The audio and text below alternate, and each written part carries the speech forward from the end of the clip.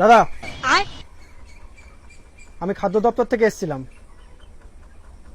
খৈনি আমি খাই না। না না, খৈনি ফেলতে হবে না, আপনাকে কিছু প্রশ্ন করব। হ্যাঁ এই মুরগিগুলো কি আপনার? হ্যাঁ হ্যাঁ, মুরগিগুলোকে আপনি কি খাওয়ান? ওদেরকে বাদাম বাদাম খাওয়াই। সাধারণ মানুষ বাদাম কিনে খেতে পারেন না, আর আপনি মুরগিগুলোকে বাদাম খাওয়ান? ধরুন এটা। এটা কি? কি এটা পড়ে দেখুন। আমি পড়তে পারি না। পড়তে পারেন না? এটা আপনার নামে 50,000 টাকা জরিমানা করা হয়েছে। চলো ভাই। দাদা। আপনি আবার এসেছেন? হ্যাঁ। কি হয়েছে? এবার আপনি মুরগিগুলোকে কি খাওয়াচ্ছেন? আমি এখন বাদাম খাওয়াই না। এখন বাদাম খাওয়ান না? না। ঠিক তো। কি খাওয়াচ্ছেন তাহলে এখন?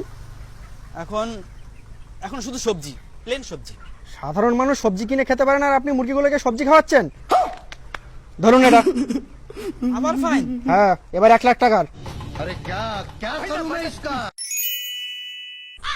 দাদা, কোথায় আপনি? এই যে এদিকে এদিকে। ওখানে এদিকে আসুন তো। ওখানে দাঁড়ান, আমি আসছি। আবার কেন আসছেন?